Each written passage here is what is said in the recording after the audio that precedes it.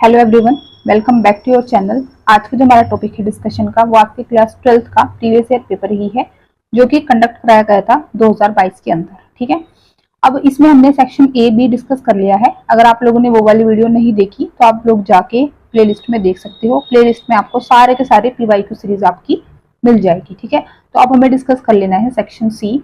इसमें आपको रीजन देना है, गिव रीजन। क्वेश्चन नंबर है ये 26 कि जब आप मेजरमेंट करते हो ऑस्मोटिक प्रेशर मेथड से तो उसको ही प्रीफर किया जाता है क्या डिटरमाइन करने के लिए? मोलर मासेस ऑफ मैक्रोमोलिक्यूल्स जैसे कि प्रोटीन्स एंड पॉलीमर्स। सबसे पहले तो मैक्रोमोलिक्यूल्स क्या होते हैं? मैक्रोमोलिक्यूल्स होते हैं हमारे पास लार्जर मोलिक्यूल्स, ठीक है, जिनके अंदर प्रोटीन्स आते हैं एंड पॉलीमर्स आते हैं। तो ये बोला गया है कि जब आप ऑस्मोटिक प्रेशर मेथड से डिटरमाइन करते हो किसी के मोलिकुलर मास को, ठीक है, तो उसी को प्रीफर किया जाता है अगर आपके पास लार्जर मोलिक्यूल्स हैं। क्या बोला मैंने कि अगर आपके पास लार्जर मोलिक्यूल्स हैं तो जब हम डिटरमाइन करते हैं मोलर मास तो जब हम ऑस्मोटिक प्रेशर वाले मेथड से निकालते हैं तो उसी को प्रीफर किया जाता है एज कम्पेयर टू जो आपके पास तीन मेथड्स हैं उनके कंपैरिजन में, जैसे कि relative lowering of vapour pressure, elevation in boiling point, depression in freezing point. ठीक है, तो ये चार आपके पास कोलिगेटिव प्रॉपर्टी है। इन चारों में से हम ऑस्मोटिक प्रेशर को ही यहाँ पे प्रायोरिटी देते हैं क्या डिटरमाइन करने के लिए? मोलिकुलर मास किसका? लार्जर मोलिक्यूल्स का, जैसे कि प्रोटीन्स एंड पॉलीमर्स का। अब इसका आपको रीजन बताना है कि इसका रीजन क्या है। ठीक है, देखो सबसे पहले आपको एक फॉर्मूला पता होना चाहिए कि जो फॉर्मूले होते हैं वो ये होते हैं, जैसे delta T F equals to I K F into M. एक फॉर्मूला होता है delta T B equals to I into K B into M. Means freezing point या बॉइलिंग पॉइंट वाले जितने भी आप फॉर्मूला देखते हो तीनों के तीनों, उसमें आपको मोलैलिटी यहाँ पे मिलती है। क्या मिलती है? मोलैलिटी को आप फाइंड आउट करते हो। बट जब आप ऑस्मोटिक प्रेशर वाले फॉर्मूले को लिखते हो तो उसको आप कैसे लिखते हो? पाई इक्वल टू, कैसे लिखते हो आप इसको? Pi equal to i C R into T. और जहाँ पे सी आपका क्या होता है? कंसेंट्रेशन, और जिसको हम क्या बोलते हैं? मोलैरिटी। अब आप एक चीज देखो कि आपने जो फॉर्मूला यहाँ पे यूज किया उसके अंदर एक डिफरेंस है कि यहाँ पे तो हम कंसिडर करते हैं मोलैलिटी तो यहाँ पे करते हैं मोलैरिटी। तो अब आप बोलोगे कि इससे क्या फर्क पड़ेगा? देखो फर्क ये पड़ेगा कि जो मोलैरिटी होती है, मोलैरिटी एक लार्जर मैग्नीट्यूड को क्या करती है? कवर करती है। किसको करती है? ये एक बड़े मैग्नीट्यूड को ये कवर करती है। वहीं पर जो मोलैलिटी होती है वो एक छोटे मैग्नीट्यूड को कवर करती है, क्योंकि जो फॉर्मूला होता है मोलैरिटी का वो क्या होता है? Number of moles of solute, number of moles of solute by volume of solution. किसका वॉल्यूम लेते हैं? सोल्यूशन का, लीटर्स में। मोलैलिटी क्या है? Number of moles of solute है, लेकिन mass of solvent in KG. किसका? Mass of solvent in KG. Means यहाँ पे आपको पहले सोल्यूशन का निकालना पड़ेगा, ठीक है, फिर माइनस करना पड़ता है सोल्यूट में से, तब आपको ये क्वांटिटी मिलती है किसकी? सोलवेंट की। और सोलवेंट की क्वांटिटी छोटी होगी किसके कंपैरिजन में? सोल्यूशन के। तो हम बोल सकते हैं कि जो मोलैरिटी है वो एक लार्जर मैग्नीट्यूड को कवर करती है, इसीलिए ऑस्मोटिक प्रेशर को प्रीफर किया जाता है क्या डिटरमाइन करने के लिए? Molecular mass of macromolecules such as proteins and polymers. मतलब इतनी बात समझ आई क्या? डिफरेंस क्या है कि इसके अंदर हम क्या लेते हैं? मोलैरिटी लेते हैं, और मोलैरिटी जो है एक छोटे मैग्नीट्यूड को कवर करता है, वहीं पे जो मोलैरिटी है वो क्या करता है? लार्जर मैग्नीट्यूड को कवर करता है, जिसके चलते जब हम डिटरमाइन करते हैं ऑस्मोटिक प्रेशर से तो हमें क्या पड़ता है? वो इजी। ठीक है, तो लिखोगे कैसे इस आंसर को? देखो कैसे लिखोगे कि osmotic pressure is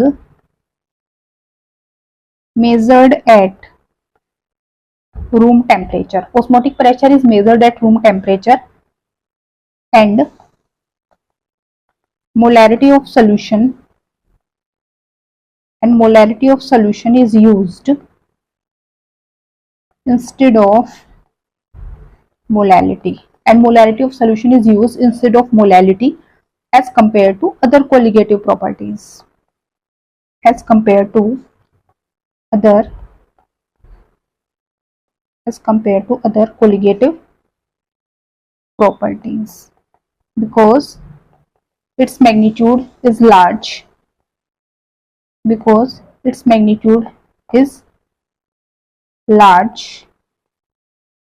even for very dilute solutions।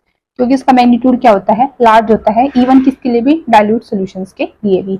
तो 26 का जो ए आपको लिखना है वो इस तरीके से लिखना है गिव रीजन के अंदर, ताकि आप लोगों के फुल मार्क्स आ जाए। ठीक है, इसके बाद आप इसके बी पार्ट पे आ जाओ, जिसमें क्या पूछा है कि एक्वेटिक एनिमल्स जो होते हैं, aquatic animals are more comfortable in the cold water than in the warm water.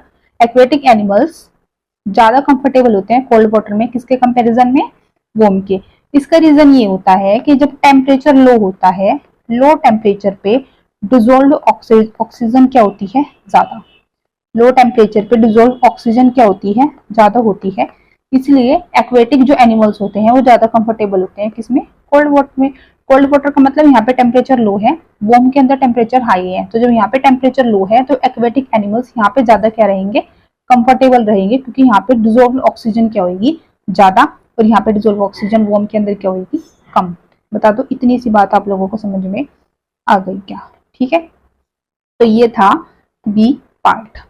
अब इसके बाद आ जाइए आप लोग सी पार्ट पे, जिसमें क्या बोला है कि elevation of boiling point of 1 molar KCl solution is nearly double than that of the 1 molar sugar solution।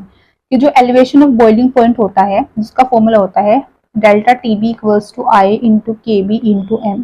क्या बोल रहे हैं कि जो एलिवेशन ऑफ बॉइलिंग पॉइंट है 1 मोलर KCl सोल्यूशन के लिए, वो नियरली डबल होगा किससे, शुगर सोल्यूशन से। क्यों, क्योंकि देखो KCl सोल्यूशन के अंदर K कैसे टूटेगा एक्वस सोल्यूशन में, K पॉजिटिव और Cl नेगेटिव के अंदर, तो यहाँ पे I की वैल्यू कितनी होगी, 2, मीन्स यहाँ पे 2 से मल्टीप्लाई हो जाएगी, तो क्या आ जाएगा 2 kbm। वहीं पे अगर मैं शुगर की बात करूंगी तो शुगर तो डिसोशिएट नहीं होगा, तो उसके लिए I की वैल्यू कितनी होगी, 1। तो डेल्टा TB की वैल्यू क्या हो जाएगी, बस ये रह जाएगी खाली KB। क्या रह जाएगी शुगर वाले सोल्यूशन के लिए, तो KB इंटू M, और KCl के रह जाएगी 2 KB इंटू M। तो आप खुद देखो इससे ये क्या है, डबल है। क्यों, क्योंकि I की वैल्यू भी क्या है, डबल है, यहाँ पे 2 है। ठीक है, तो ये था इसका सी वाले का आंसर। बताओ आप लोगों को इतनी सी बात समझ में आई है क्या, जल्दी जल्दी बोल दो, समझ में आ गई क्या। और अगर समझ में आ गई यहाँ तक तो वीडियो को लाइक कर दो, चैनल को सब्सक्राइब कर दो, फर्दर शेयर भी कर दो। ठीक है, तो यहाँ तक हम लोग आ गए। अब इसके बाद आप आ जाओ अपने कौन से क्वेश्चन पे। अच्छा ये 26 था ना, हाँ। अब हम कर लेते हैं क्वेश्चन नंबर 27। कौन सा, क्वेश्चन नंबर 27। इसमें आपको ये दे रखा है एक 1 ब्रोमो प्रोपेन, इसकी रिएक्शन आपने अल्कोहलिक QH के साथ कराई, जो कि कैसे काम करता है, बेस की तरह। यहाँ पे आपको A मिला, फिर उसकी रिएक्शन आपने HBr के साथ कराई। ठीक है, फिर यहाँ पे आपको क्या मिला, B मिला। तो इस सवाल को देखो यहाँ पे हम लोग कर लेते हैं। हमारे पास है ये CH3 CH, इसको मैं ऐसे लिख सकती हूँ ना, CH2Br, ऐसे खुल के लिख सकती हूँ, कोई दिक्कत तो है नहीं।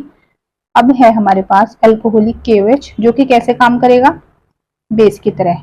और बेस का काम क्या होता है, H+ को लेना, हाइड्रोजन को लेना, प्रोटॉन को अब्स्ट्रैक्ट आउट करना। तो अगर यहाँ से ये H+ को ले लेगा तो H यहाँ से निकल जाएगा, कैसे, अपने इलेक्ट्रॉन देके यहाँ पे, तो यहाँ पे क्या आ जाएगा, नेगेटिव चार्ज। अगर यहाँ से H+ निकला, मतलब H ने अपने इलेक्ट्रॉन किसको दे दिए, यहाँ पे CH को दे दिए, तो इसके ऊपर क्या आ गया, नेगेटिव चार्ज। ये नेगेटिव चार्ज फर्दर मूव करेगा, डिलोकलाइज करेगा, इसके चलते यहाँ से ब्रोमीन क्या हो जाएगा, आउट। तो हमें यहाँ पे जो मिलने वाला है वो मिलने वाला है CH3 CH double bond CH2, means क्या मिली, एल्कीन मिली, जो कि क्या है, A है, ये A। ठीक है, ये बताओ आप लोगों को ये वाला कंसेप्ट समझ में आया क्या, वरना मैं एक बार देखो फिर से चलो साफ साफ लिख के, थोड़ा सा आप लोगों को देखो क्लियर होना चाहिए यहाँ पे, है ना। क्या बोलते हैं, ऐसा नहीं कि लारेबाजी नहीं होनी चाहिए, एक एक चीज होनी चाहिए क्लियर। ठीक, ये है ना। अब हमारे पास क्या है, बेस है ना, अल्कोहलिक QH। तो मैं कह रही हूँ कि जो बेस आएगा वो इस H+ को लेके जाएगा, क्योंकि बेस का काम होता है H+ को अब्स्ट्रैक्ट करना। तो इसने जब इस H+ को ले लिया तो यहाँ पे बना नेगेटिव चार्ज, बना। अब ये नेगेटिव चार्ज इधर मूव करा, जिसके चलते ब्रोमीन क्या हो गया है, यहाँ से आउट। तो अब ये देखो नेगेटिव चार्ज इधर आया, तो इसलिए ये क्या मिली है हमें, एल्कीन, किसके अंदर, एज अ ए हमें क्या मिली है, एल्कीन मिली है। ठीक है, अब फर्दर जब आप एल्कीन की रिएक्शन HBr के साथ कराओगे तो हेलो एल्कीन्स, हेलो एरिन्स में आपने एक चीज पढ़ी थी, मार्कोनी एडिशन या मार्कोनी रूल। तो यहाँ पे होगा क्या, H पॉजिटिव मिलेगा और Br नेगेटिव मिलेगा। और मार्कोनी रूल क्या बोलता है, यहाँ पे क्या लगा, मार्कोनीज रूल लगा। और मार्कोनी रूल क्या बोलता है कि न्यूक्लियोफाइल उस पर्टिकुलर कार्बन के ऊपर अटैक करता है जहां पे हाइड्रोजन क्या होते हैं, लेस होते हैं अराउंड द एल्कीन। कि मतलब अगर ये एल्कीन है, इस एल्कीन पे देखो कौन से कार्बन के ऊपर हाइड्रोजन कम है, ये कार्बन 1 है, ये 2 है, तो किसके ऊपर कम है, 1 वाले के ऊपर कम है। अगर 1 वाले के ऊपर कम है तो सीधी सी बात है कि ये ब्रोमीन आके इसके ऊपर क्या कर लेगा, अटैक कर लेगा। तो यहाँ पे आ जाएगा CH3 CHBr और यहाँ CH3, ये बन जाएगा हमारा क्या, प्रोडक्ट। मीन्स ये क्या आ जाएगा, बी, ये वाला बी। इतनी बात आ गई समझ। अब आपसे ना देखो एग्जाम में ना ये क्या पूछ सकते हैं, एंटी मार्कोनी एडिशन भी पूछ सकते हैं। अगर एंटी मार्कोनी एडिशन पूछेंगे तो क्या करेंगे, इस HBr के साथ ना पेरोक्साइड भी दे देंगे। क्या दे देंगे HBr के साथ, पेरोक्साइड। अगर पेरोक्साइड देंगे तो फिर तो आपका प्रोडक्ट ये बनता CH3 CH2 CH2Br। मीन्स फिर न्यूक्लियोफाइल ये Br नेगेटिव उस कार्बन पे अटैक करता है जिसके पास ज्यादा नंबर ऑफ या मोर नंबर ऑफ हाइड्रोजन होते। बताओ इतनी बात समझ में आई क्या। तो अगर पेरोक्साइड लगा देंगे तो मार्कोनी का क्या बन जाता, एंटी मार्कोनी रूल, जिससे प्रोडक्ट में ये वाला मिल जाता। ठीक है, देखो आप लोग, मेरा मतलब ये है कि यहाँ पे क्या बोलते हैं, प्रीवियस ईयर पेपर कराने का बस इतना सा मतलब नहीं है कि मैं आपको सिर्फ ये क्वेश्चंस दिखा रही हूँ, क्योंकि देखो क्वेश्चन तो आप ना गूगल कर लो, आपको कहीं से भी मिल जाएंगे, क्वेश्चन बड़ी बात नहीं है। तो मेरा बस इतना सा मतलब है कि अगर आप लोग टाइम लगा रहे हो और मैं भी टाइम लगा रही हूँ वीडियो को बनाने में, तो जितना मैं आप लोगों को बता सकती हूँ मैक्सिमम उतना बता दूं, ताकि अगर इससे रिलेटेड कोई और क्वेश्चन आए कंसेप्ट के, आप उसको छोड़ के ना हो, क्वेश्चन करके आओ, है ना। तो मैं ये चाहती हूँ। अब वो मेरा चाहना कब पूरा होगा, जब आप लोग ध्यान से सुनोगे और पढ़ोगे। ठीक है जी, तो ये वाला क्वेश्चन हो गया, बता दो आ गया इतना समझ में। तो ए क्या बना, लिख दूं मैं फिर भी, क्या बना CH3 CH double bond CH2, और बी क्या बना CH3 CHBr CH3, ये क्या बना बी, ये क्या बना ए। ठीक है यहाँ तक। अब देखो इन्होंने बोला कि अगर आप एक ही रिएक्शन करा दो SOCl2 के साथ। अब इस क्वेश्चन में थी मिसप्रिंटिंग, यहाँ पे ए नहीं था, यहाँ पे मैं बताती हूँ, देखो ये था, यहाँ पे था अल्कोहल, ऐसे था CH3 CHOH 2 डिग्री अल्कोहल था, और फिर ये ऐसे था, मतलब ये ए था, है ना, और फिर इसकी रिएक्शन कराई थी थायोनिल क्लोराइड के साथ में। ठीक है, तो आपको एक चीज याद रखनी है कि अगर आपके पास कहीं पे भी किसी भी जगह पे अगर रिएक्शन हो रही है SOCl2 के साथ, तो जो बाय प्रोडक्ट्स निकलते हैं हमेशा SO2 प्लस HCl निकलता है। अगर रिएक्शन PCl3 के साथ होती है तो S3PO3 निकलता है, फॉस्फोरस एसिड जिसे बोलते हो। और अगर ये PCl5 के साथ होती है तो POCl3 प्लस HCl निकलता है। और बाद में यहाँ पे जो भी बाकी आपका सबस्ट्रेट होता है, या मैं बोलूँ जो भी साइड होता है रिएक्टेंट की साइड, आप क्या करोगे फिर अपनी रिएक्शन को बैलेंस कर लोगे और यहाँ पे आपको अपना प्रोडक्ट मिल जाएगा। जैसे अगर अल्कोहल से कराओगे तो अल्काइल हैलाइड मिलेगा, बाकी अगर आपके पास कुछ और सबस्ट्रेट है तो फिर उसके अकॉर्डिंग मिलेगा। पर अगर आप लोग ये बाय प्रोडक्ट्स याद रख लोगे तो फिर आप रिएक्शन को बैलेंस करके इजीली बता दोगे कि यहाँ पे आपका मेजर या मेन प्रोडक्ट क्या आएगा। आई बात समझ में। तो देखो मैं तो ऐसे कराती हूँ ये क्वेश्चन, तो अगर आप लोगों को ठीक लगे तो कर लेना, वरना ऐसे भी कर लो, कोई बात नहीं। ठीक है, तो ये देखो ए है जिसकी रिएक्शन मैंने SOCl2 के साथ करा दी। तो अब आप देखो अगर SOCl2 के मैंने यहाँ से रिएक्शन साथ करा दी तो यहाँ पे बाय प्रोडक्ट क्या निकला, SO2 प्लस HCl तो निकल ही गया, है ना। साथ में और क्या बना, साथ में बना CH3 CHCl CH का 3, ये हमें यहाँ से मिला है B। क्या मिला, ये B मिला। अब आप देखो कि जो मैं अभी बोल रही थी उसका मतलब क्या है। SO2 आपको पता है बाहर निकलेगा, HCl आपको पता है बाहर निकलेगा, तो यहाँ से देखो SO, ये SO ये बाहर, यहाँ से एक हाइड्रोजन और Cl बाहर, ये देखो यहाँ से हाइड्रोजन और Cl बाहर, ये जो ऑक्सीजन था ये भी बाहर इधर, है ना। तो अगर आप इसको बैलेंस करो तो आपके पास ये बचा CH3 CH CH3 और एक Cl बचा, तो बस एक Cl को उसको यहाँ पे लगा दो। अगर आपको नहीं भी पता था कि ये आपको मिलेगा प्रोडक्ट तो आप इसको बैलेंस करके भी इजिली बता सकते थे। आई इतनी बात समझ। तो यहाँ से आपको ये चीज मिल गई है B। तो क्या मिला B मिला, देखो CH3 CHCl CH3 मिला। अब इसकी रिएक्शन आपने करा दी किसके साथ, सोडियम के साथ, in the presence of dry ether या ईथर। तो ये कौन सी रिएक्शन है बताओ जल्दी से, कौन सी रिएक्शन है ये, जब आप एल्काइल हैलाइड्स की रिएक्शन ईथर ड्राई, सोडियम और ड्राई ईथर के साथ कराते हो, मेटल या ईथर की प्रेजेंस में कराते हो, तो इस रिएक्शन का नाम है वुड्स रिएक्शन। क्या है ये, वुड्स रिएक्शन है।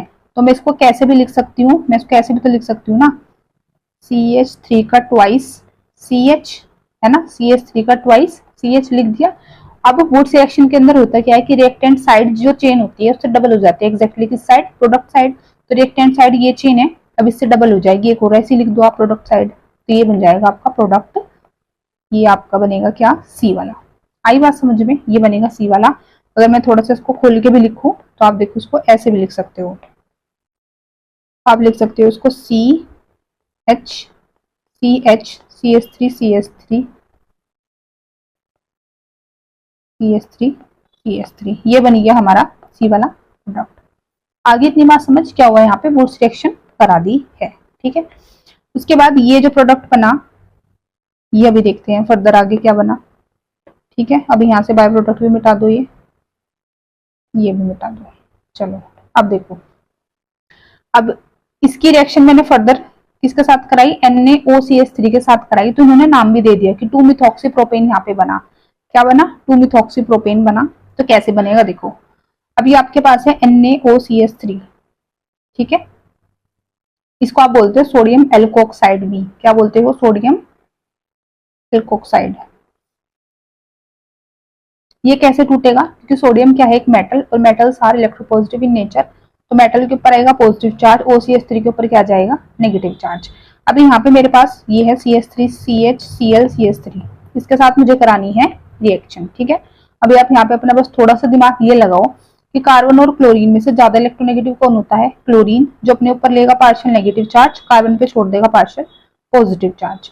जब ये बॉन्ड पूरा टूटेगा तो इसके ऊपर फुल्ली नेगेटिव, इसके ऊपर क्या जाएगा, फुल्ली पॉजिटिव, ठीक है। तो जब इस कार्बन के ऊपर पूरा पॉजिटिव चार्ज आएगा तो कुछ ऐसा आपको दिखाई देगा, CH3 CH पॉजिटिव CH3। अब नेगेटिव बैठा है ये आके इसके ऊपर क्या कर लेगा, अटैक कर लेगा। अगर ये आके इसके ऊपर अटैक कर लेगा तो यहाँ से जो प्रोडक्ट मिलेगा CH3 CH CH3 और क्या मिल जाएगा, OCH3। तो देखना 2 पे 1 2 3, 2 पे क्या है, मिथॉक्सी प्रोपेन, तो बनाना 2-मिथॉक्सी प्रोपेन। तो आई बात समझ में। तो भाई देखो ऑर्गेनिक की रिएक्शंस जब होंगी अगर आप लोग चैप्टर को पढ़ोगे, ठीक है, और ये सारे चैप्टर्स मैंने आपको पढ़ा रखी हैं इसी चैनल के अंदर, प्लेलिस्ट भी बनी हुई है। आप लोगों को तो इतना करना है, बस थोड़ा सा कष्ट करके अपनी कॉपी पेन खोल के और बैठ जाना है पढ़ने के लिए, ठीक है। अभी भी लेट नहीं हुई, अभी आपके मुझे लग रहा है एग्जाम्स भी शुरू हो रहे होंगे और फिर प्री बोर्ड्स होंगे, फिर आपको टेंशन और होगी, तो उससे अच्छा है कि पहले पढ़ना शुरू कर दो, ठीक है, टाइम रहते। तो यहाँ पे जो प्रोडक्ट बना देखो वो ये बना था, लिख दो उसको, ठीक है, और पढ़ लो। अब आप लोग सीरियस होके थोड़ा सा, कुछ समझ में नहीं आता तो मेरे से पूछ लो, मना तो कोई नहीं करता ना आपको। तो अच्छा बताओ क्वेश्चन नंबर 27 तक क्लियर है क्या, ठीक है। अब आप आ जाओ अपने क्वेश्चन नंबर 28 पे, जिसमें आपको क्या बोला है कि how do you convert the following. अब आपको एनी 3 करने हैं, बट हम यहाँ पे सारे के सारे ही कर लेंगे, ठीक है। एग्जाम में 3 ही करके आना आप, एग्जाम में मेरे चक्कर में मत आ जाना कि सारे के सारे कर लेंगे, ठीक है जी। अब देखो हमें कन्वर्ट करना है फिनोल से 2-हाइड्रोक्सी बेंजल्डिहाइड। पहले ना आपको नाम ही पता होना चाहिए, कई बार हमें नाम नहीं पता होता और हम ऐसे ही परेशान होते रहते हैं। तो देखो ये क्या है, 2 पे हाइड्रोक्सी लगा दो, 1 2 पे हाइड्रोक्सी एंड बेंजल्डिहाइड, और इसका ये तो है IUPAC नेम, कॉमन नेम क्या होता है, सैलिसिल्डिहाइड। क्या होता है कॉमन नेम, सैलिसिल्डिहाइड, ठीक है। और फिनोल से सैलिसिल्डिहाइड कब बनता है, ये एक नेम रिएक्शन है। तो आप लोग जल्दी से बताओ कौन सी नेम रिएक्शन है, कमेंट करके कौन सी नेम रिएक्शन है। ये है रीमर टीमैन। कौन सी है ये, रीमर टीमैन नेम रिएक्शन। अगर यहाँ पे ये बनता फिनोल से OH COH, जिसको हम क्या बोलते हैं, सैलिसिल्डिहाइड, सॉरी सैलिसिलिक एसिड, जिसको क्या बोलते हैं, सैलिसिलिक एसिड, तो कौन सी रिएक्शन थी ये, कोलबेज रिएक्शन, ठीक है। तो दोनों रिएक्शन में फिनोल से एक में तो सैलिसिल्डिहाइड बनेगा, एक में सैलिसिलिक एसिड बनेगा, एक में इधर CHO आएगा, एक में COH आएगा, ठीक है। जिसमें CHO आएगा वो होते हैं रीमर्टीमैन, जिसमें COOH आएगा वो होती है कौन सी, कोलबेज रिएक्शन। तो आप लोगों को बता दो, इतनी बात मेरी याद रहेगी क्या, क्योंकि पहले ये पूछा, क्या पता इस बार ये पूछ ले, नहीं पता ना हमें, तो सारी पढ़नी है, ठीक है। अब चलो इससे ये हम बना देंगे, इतना तो हमें पता चला कि रीमर्टीमैन है। लेकिन रीमर्टीमैन रिएक्शन में एक्चुअली में होता क्या है कि क्या होगा कि जब आप फिनोल की रिएक्शन इसके साथ कराओगे तो आपको क्या डालना पड़ेगा, फर्स्ट पे तो आपको क्लोरोफॉर्म डालना पड़ेगा विद एक्वस NaOH के साथ, और फिर दूसरे स्टेप में आपको H+ एसिड की प्रेजेंस में रिएक्शन को कराना पड़ेगा। ठीक है, तो आपको फिनोल लिखना था, फिर ये लिखना था, फिर आपको ये प्रोडक्ट दिखाना था। आई बात समझ में? ठीक है, बता दो कर लोगे क्या आप लोग ये मुझे? ठीक, तो ऐसे लिखोगे, इसको मैं लिख भी देती हूँ छोटा छोटा ताकि फिर आप लोग देखते रहो। यहाँ पे क्या है, फिनोल की रिएक्शन फर्स्ट CHCl3 किसके साथ में, एक्वस NaOH के, दूसरा H+ के, तो OH एंड CHO। ठीक है, और कौन सी रिएक्शन है ये, रीमल्टीमैन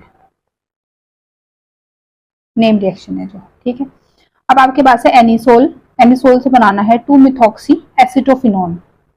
पहले तो यही पता होना चाहिए कि एनिसोल क्या होते हैं। क्या होते हैं एनिसोल, ये होते हैं बेंजीन के ऊपर जब मैं OCH3 लगा देती हूँ तो ये क्या होता है, एनिसोल। ठीक है, और अगर मैं खाली CH3 लगा दूं तो वो क्या होता है, टोलीन। वो क्या होता है, टोलीन। ठीक है, कोई कोई टोलवीन भी बोलता है, मैं टोलीन बोलती हूँ। ठीक, फिर इससे बनाना क्या है, 2 पे methoxy acetophenone means OCH3 C double bond और CH3, इसको 1 मान लो, इसको 2 पे क्या है, मिथॉक्सी, और ये पूरा क्या होता है, एसिटोफिनोन। अब आप ये देखो कि ये कौन सी रिएक्शन है। आपने क्या कराया, एनिसोल, एनिसोल के ऊपर क्या कराया आपने, एसाइलेशन करा दिया। क्या करा दिया, एसाइलेशन। और एसाइलेशन क्या होता है, जब आप एसाइल ग्रुप की या एसिड क्लोराइड की रिएक्शन कराते हो, किसके प्रेजेंस में, लुइस एसिड जैसे कि AlCl3 के प्रेजेंस में, तब ये होता है, प्रोडक्ट हमारा बनता है जिसको बोलते हैं 2-मिथॉक्सी एसिटोफिनोन। तो होता क्या है यहाँ पे, होता ये है कि ये Cl नेगेटिव को एक्सेप्ट कर लेता है AlCl3, यहाँ पे बन जाता है पॉजिटिव चार्ज, और ये इलेक्ट्रोफाइल की तरह इसके ऊपर अटैक करता है, मीन्स इलेक्ट्रोफिलिक सब्स्टिट्यूशन रिएक्शन यहाँ पे होती है, और ये आपको अपना ऑर्थो प्रोडक्ट मिल जाता है। इतनी बात समझ में आई क्या, बताओ? ठीक है, अब मुझे इसको यहाँ से रिमूव करना पड़ेगा क्योंकि फिर स्पेस कम है लास्ट नेक्स्ट क्वेश्चन के लिए। ठीक है, अब देखो अगला क्वेश्चन क्या है आपका, कि प्रोपीन से बनाना है प्रोपेन टू ओल। प्रोपीन से प्रोपेन टू ओल, प्रोपीन क्या है, CH3CH डबल बॉन्ड CH2। तो इसकी रिएक्शन अगर मैं वाटर के साथ करा दूं एसिडिक मीडियम में तो क्या होगा, ये आपको पूरा मैकेनिज्म भी दे रखा है एनसीईआरटी चैप्टर में, अल्कोहल, फिनोल एंड ईथर्स के अंदर। तो क्या बन जाएगा, CH3CHOH CH3, जो कि क्या होता है, प्रोपेन टू ओल, जो कि क्या होता है, प्रोपेन टू ओल। ठीक है, पूरा इसका मैकेनिज्म भी है कि सबसे पहले 3 स्टेप्स है ना, और ये मैंने आपको पढ़ा रखा है तो मैं दोबारा यहाँ पे नहीं बताऊंगी पूरा। ठीक है, बाकी लिंक आपको डिस्क्रिप्शन में मिल जाएगा अगर आपको ये चीजें पढ़नी है। तो फर्स्ट स्टेप में क्या होता था, एल्कीन का प्रोटोनेशन होता था, है ना।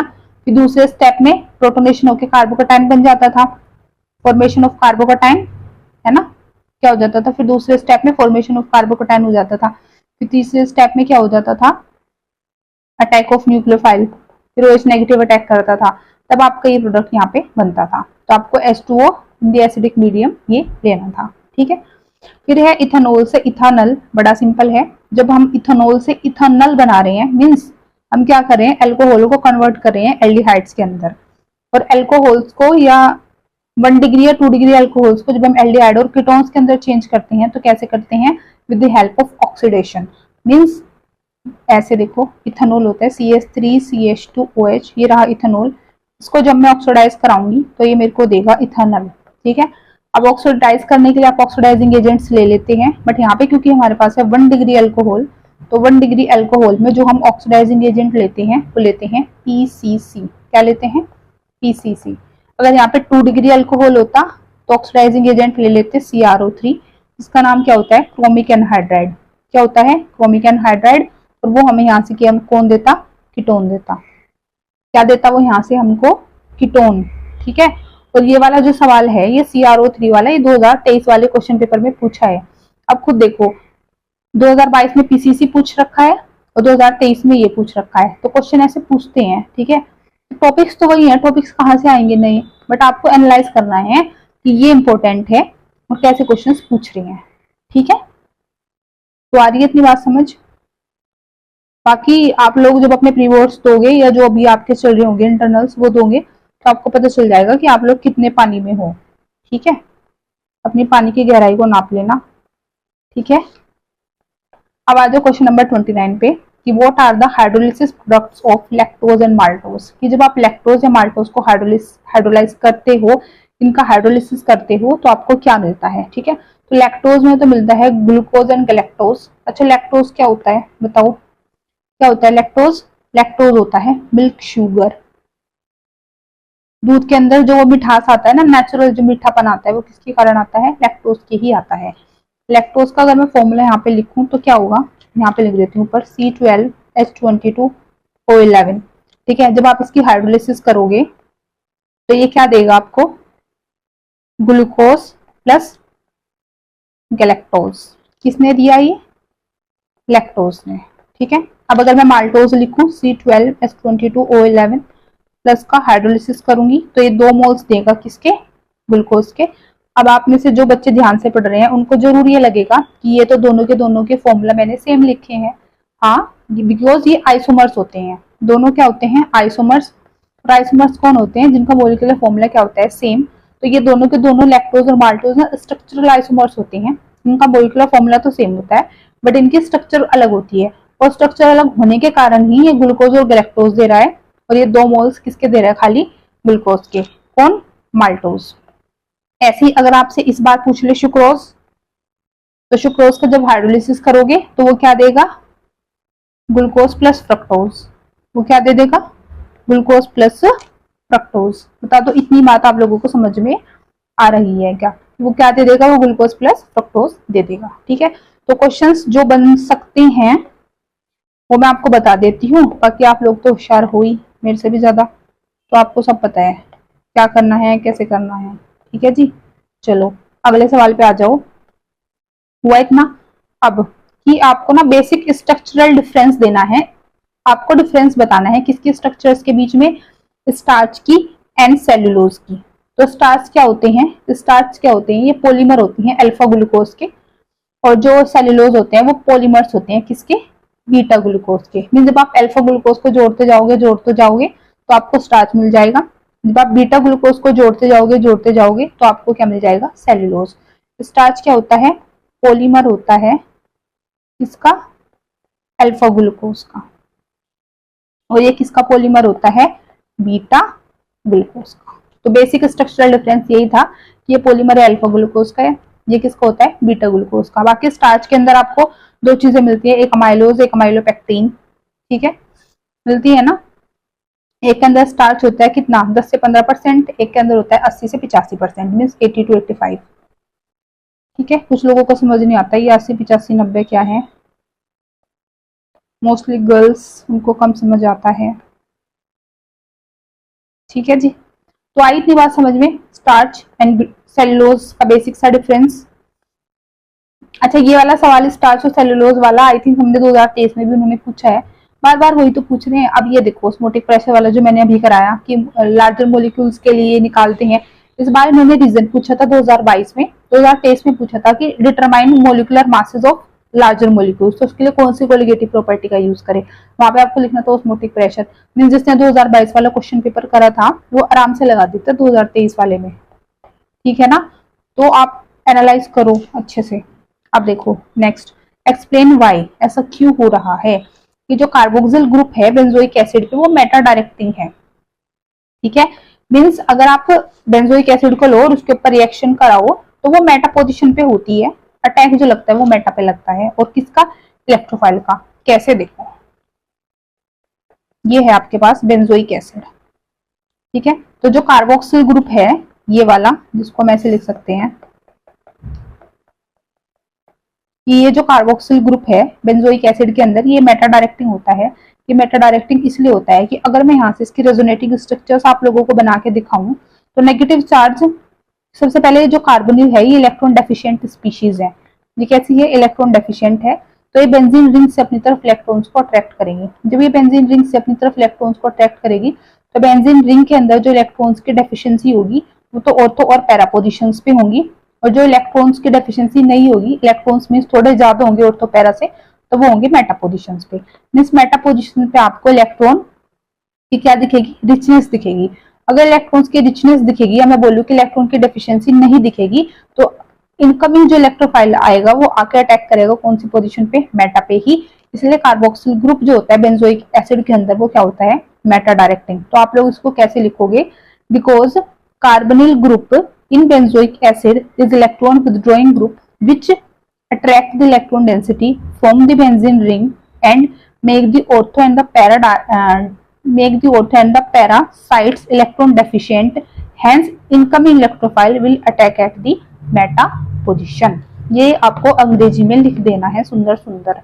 अब अगर आप लोगों को ये जानना है कि कैसे कार्बोक्सिल पे ऑर्थो पैरा पे इलेक्ट्रॉन की डेफिशिएंसी होती है, क्योंकि आपने अब तक सारे अटैक तो ऑर्थो पैरा पे ही कराई है ना, तो देखो मैंने आप लोगों के लिए एक बार में इसकी रेजोनेटिंग स्ट्रक्चर को भी समझा दूंगी। देखो C double bond O OH, ठीक है। अब कार्बन और ऑक्सीजन में से ज्यादा इलेक्ट्रोनेगेटिविटी किसकी होती है, ऑक्सीजन की, जिसके चलते ऑक्सीजन पे नेगेटिव चार्ज, कार्बन के ऊपर क्या आ गया, पॉजिटिव चार्ज। एक एक चीज समझेंगे बिल्कुल ध्यान से, बड़े प्यार से। तो ऑक्सीजन के ऊपर आया नेगेटिव, इसके ऊपर आया पॉजिटिव, इधर आया OH, ठीक है। अब कार्बन के ऊपर है पॉजिटिव चार्ज और अंदर बैठी है इलेक्ट्रॉन डेंसिटी रिंग के अंदर, तो होगा क्या कि ये वाला जो बॉन्ड है ऐसे यहां से अपने इलेक्ट्रॉन्स इसको ट्रांसफर कर देगा, ठीक है। जब अपने इलेक्ट्रॉन इसको ट्रांसफर कर देगा इसके चलते क्या होगा, यहाँ पे बनेगा डबल बॉन्ड, ऑक्सीजन के ऊपर नेगेटिव चार्ज, ये पॉजिटिव चार्ज यहाँ से हटा, ये वाला हट जाएगा, ये वाला क्यों हट जाएगा, क्योंकि इसने अपना डबल बॉन्ड क्या कर दिया, डोनेट कर दिया अंदर, तो यहाँ पे आ गया पॉजिटिव चार्ज। इस पॉजिटिव को हटाने के लिए फर्दर ये वाला डीलोकलाइज करेगा बॉन्ड, जब ये डीलोकलाइज करेगा तो डबल बॉन्ड, इधर फिर से क्या आया पॉजिटिव चार्ज, कार्बन वो नेगेटिव। इस पॉजिटिव को हटाने के लिए फिर ये वाला मूव करेगा फर्दर, तो इधर बनेगा डबल बॉन्ड, इधर पॉजिटिव चार्ज, कार्बन और ऑक्सीजन के ऊपर नेगेटिव चार्ज, ठीक है। अब इस पॉजिटिव को हटाने के लिए ये वाला इधर मूव करेगा, ये ऐसे मूव करेगा, जहां से चले थे वहीं पे वापस आ गए, बस डबल बॉन्ड की पोजीशन चेंज हो गई। देखो कैसे, ये OH है हर जगह, ये मैं खा नहीं गई, ये हर जगह है, बस मैंने लगाया नहीं क्योंकि थोड़ी सी यहाँ पे भीड़ होती थी बस, है ना। तो भाई लगा लो, आप लोग फिर गुस्सा हो जाते हो बाद में, लिख लो है ना, फिर कमेंट में ना बाहर डला दोगे आप इसी बात की, ठीक। अब देखो तो यहाँ से चले थे, यहाँ मिले, यहाँ पे डबल बॉन्ड्स ऐसे थे, यहाँ पे थे ऐसे, तो ये तो हमें सेम मिल गई स्ट्रक्चर, बट डिफरेंस देखो क्या है कि आपको पॉजिटिव चार्ज कहाँ पे मिला, एक तो इस पोजीशन पे मिला, ये क्या है ऑर्थो पैरा ऑर्थो, मींस आपको इलेक्ट्रॉन की डेफिशिएंसी ऑर्थो और पैरा पोजीशन पे मिल रही है, मेटा पे तो नहीं मिली, मींस मेटा पे इलेक्ट्रॉन्स ज्यादा हैं किसके कंपैरिजन में, ऑर्थो और पैरा के, इसलिए जो इलेक्ट्रोफाइल अटैक करेगा वो कहाँ पे करेगा, आके मेटा पे करेगा, क्योंकि मेटा पे कोई भी इलेक्ट्रॉन की डेफिशिएंसी नहीं है। इसीलिए बेंजोइक एसिड आपका मेटा डायरेक्टिंग क्या होता है, एक ग्रुप होता है। बताओ इतनी बात समझ में आई क्या बच्चों, ठीक है। अब नेक्स्ट क्वेश्चन देख लो कि सोडियम बाइसल्फाइड जिसको आप बोलते हो Na2SO3 is used for the purification of aldehydes and ketones, कि जो आपका सोडियम बाइसल्फेट होता है, ठीक है, इसी को आप यूज करते हो किसके लिए, प्योरिफिकेशन के लिए, for the aldehydes and ketones. ऐसा क्यों होता है, देखो होता है ऐसा, अच्छा एक मिनट, मैंने क्या बताया, सोडियम बाइसल्फेट होता है NaHSO3, है ना, NaHSO3 सोडियम बाइसल्फेट। जब भी आप इसको यूज करते हो, आप इसको यूज करते हो किसकी प्योरिफिकेशन के लिए, एल्डिहाइड्स की एंड कीटोन्स की, ठीक है। हमें ये समझना है, देखो होता ये है कि जो एल्डिहाइड्स और कीटोन्स होते हैं छोड़ के बेंजोफिनोन को, सारे के सारे एल्डिहाइड्स, सारे के सारे कीटोन एक्सेप्ट क्या, एक्सेप्ट ये कर दो, ये होता है बेंजोफिनोन, अभी ऊपर भी हमने पढ़ा था, है ना। सारे के सारे aldehydes and ketones except benzophenone ये रिएक्ट कर जाते हैं saturated solution of sodium bisulphite के साथ में, और एक ना क्रिस्टलाइन व्हाइट प्रेसिपिटेट्स बना लेते हैं। क्या बना लेते हैं, क्रिस्टलाइन व्हाइट प्रेसिपिटेट्स बना लेते हैं, जो कि फिल्टर होते हैं और इजिली डिकम्पोज हो जाते हैं जब आप इसमें HCl या फिर NaOH को डालते हो, ठीक है। तो आपको वहां से क्या मिल जाते हैं, बिल्कुल प्योर एल्डिहाइड्स और कीटोन्स मिल जाते हैं। क्या मिल जाते हैं, बिल्कुल प्योर एल्डिहाइड्स एंड कीटोन्स।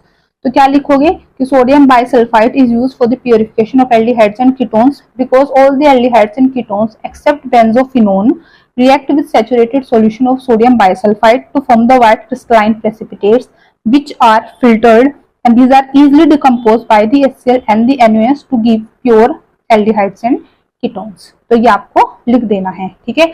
ये NaHSO3 की जब आप रिएक्शन कराते हो ना एल्डिहाइड्स एंड कीटोन्स में, एनसीईआरटी में भी दे रखा है, न्यूक्लियोफिलिक एडिशन रिएक्शन के एग्जांपल्स हैं ये, है ना। ये भी मैंने आपको करा रखा है पूरा डिटेल में। तो अगर मैं बोलूं जो भी सैंपल पेपर ये जो आप पढ़ रहे हो ना प्रीवियस ईयर पेपर, इसको देखो, आपको ऐसा सवाल एक नहीं मिलेगा कि जो आउट ऑफ सिलेबस या जो मैंने पढ़ा रखा है उससे बाहर है, सारा पढ़ा हुआ ही मिलेगा। ठीक, अब देखो नेक्स्ट कि carboxylic acid do not give characteristic reactions of carbonyl group.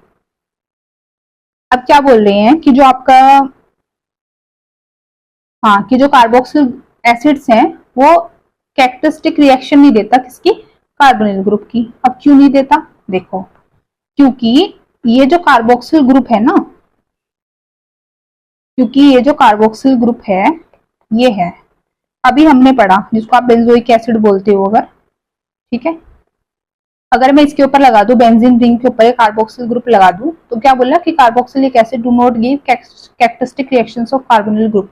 क्यों नहीं देता, इसलिए नहीं देता क्योंकि ये जो कार्बोक्सिल ग्रुप है ये रेजोनेंस कर लेता है बेंजीन रिंग के साथ।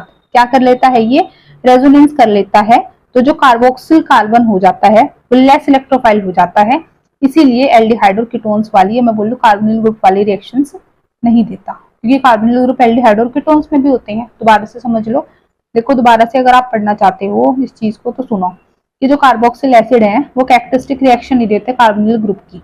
अभी मैंने आपको समझाया था रेजोनेटिंग स्ट्रक्चर्स बना के बेंजोइक एसिड की, उसमें हमने क्या देखा, कार्बन के ऊपर जो इलेक्ट्रॉन की डेफिशिएंसी थी वो बेंजीन रिंग ने उसकी पूरी कर दी थी। मींस यहाँ पे जो कार्बोनिल ग्रुप था ये वाला, समझ रहे हो ना मेरी बातें, कि ये वाला जिसके ऊपर पॉजिटिव चार्ज यहाँ से आया था, इस पॉजिटिव चार्ज को की पूर्ति कर दी थी किसने, इस अंदर रिंग ने, इसके इलेक्ट्रॉन्स ने। और जब इसके डेफिशिएंसी को पूरा कर दिया था तो ये वाला हुआ था लेस इलेक्ट्रोफाइल, मींस इसके पास अब इलेक्ट्रॉन्स की कमी नहीं थी, ये इलेक्ट्रोफाइल क्या था, लेस था। वहीं पे अगर मैं बाकी कार्बोनिल ग्रुप्स की बात करूं तो बाकी कार्बोनिल ग्रुप्स जो होते हैं अगर उनके अंदर ऐसे रेजोनेंस नहीं होता तो वो अच्छे खासे इलेक्ट्रोफाइल्स होते हैं। जब अच्छे खासे इलेक्ट्रोफाइल्स होते हैं तो वो अपनी पर्टिकुलर रिएक्शंस देते हैं, अब जो कि ये कार्बोक्सिल एसिड नहीं देगा।